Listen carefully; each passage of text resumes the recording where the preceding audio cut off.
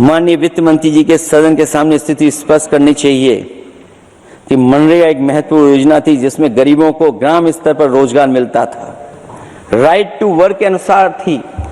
इस योजना को समाप्त करते हुए आपने क्या नाम रखा है? बीबी राम जी। और हमारे राम जी कहाँ बैठे हैं? कहाँ है हमारे राम जी? पीछे बैठे, जिन्हें बचपन से हम देखते आए राम जी। ये हमारी खुशकिस्मती है कि राम जी सदन में बैठे हैं, लेकिन आप राम जी का अपमान कर रहे हैं। आपको उनको यहां नहीं बैठा सकते, आपको यहां बैठाना चाहिए नंबर 2 पर। अगर आप सच्चे मायने में सभापति महोदय वीपी राम जी, आप कृपया देखिए वित्त मंत्री राम जी को नहीं जानती हैं। अखिलेश जी हे भगवान, अखिलेश जी आप कृपया बजट पे आ जाइए। आप कृपया बजट पे आ जाइए अखिलेश जी। सभापति महोदय बजट पे आइए, बजट पे आइए। एक मिनट क्या बोले? फिर बोलना दोबारा। नहीं, आप बजट क्या बोलिए? नहीं, सभापति जी बोलिए। नहीं सभापति महोदय, नहीं, जिन्होंने गोली चलाई वो आपका राम मंदिर बना रहे हैं। सभापति महोदय, जिन्होंने गोली चलवाई वो राम मंदिर बनवा रहे हैं। अगर कुछ पता ना हो तो जाकर के पूछ लेना, पता कर लेना। आधी अधूरी जानकारी के साथ मत आया करो यहाँ पर। अब आप बताइए सभापति महोदय, बीबी राम जी नाम बदल दिया आपने। यूपी जैसा बड़ा स्टेट, उसको क्या मिलेगा अब, जहां पर 1000 ग्राम सभाएं अर्बन हो गई हैं।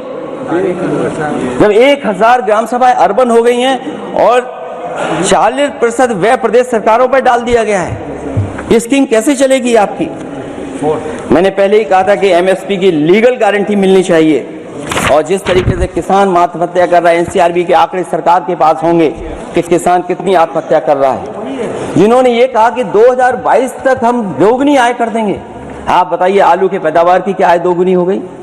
धान की पैदावार करने वाले की आय दोगुनी हो गई। आपको गाय से बहुत प्रेम है। हमारे क्षेत्र में खुद एक काऊ मिल्क प्लांट बना, यूपी का पहला काऊ मिल्क प्लांट। आपकी सरकार ने उसको बंद कर दिया। आप कहते गाय की सेवा करो, लेकिन पहला यूपी का काऊ मिल्क प्लांट वो आपसे बंद हो गया। अगर शायद हम ऊंट के मिल्क की चॉकलेट बना रहे होते उस प्लांट से, तो वो प्लांट चलता रहता। आय दोगुनी कितनी हुई है बताएं सरकार? मत्स्य पालन और पशुधन विकास की तरफ सरकार का कोई ध्यान नहीं है। सरकार का कहना है कि वित्त अच्छी हुई है, लेकिन क्या कारण है कि एफडीआई में लगातार कमी आ रही है? विदेशी इन्वेस्टर्स क्यों बाहर ले जा रहे हैं? भारत में इन्वेस्ट करने के लिए क्यों नहीं इच्छुक हैं? और शेयर मार्केट क्यों इतनी जल्दी गिर जाता है? रुपए के मूल्य में डॉलर के विरुद्ध निरंतर गिरावट आ रही है। और इसके बाद सभापति महोदय, इस डील और ढील के बाद हमारा रुपया कहां होगा, ये सरकार जरूर बताए हमें।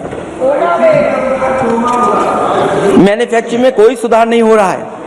अभी भी हम जीडीपी के 15% पर मैन्युफैक्चरिंग पर निर्भर हैं, जबकि मैन्युफैक्चरिंग के शेयर मेक इंडिया के अनुसार अभी तक 25% होना चाहिए था। इससे स्पष्ट लगता है कि मेक इन इंडिया, आत्मनिर्भर भारत और पीएलआई योजना सफल नहीं हो पाई हैं। और उसी का परिणाम है कि आज हमारे नौजवानों को रोजगार और नौकरी नहीं मिल पा रही है।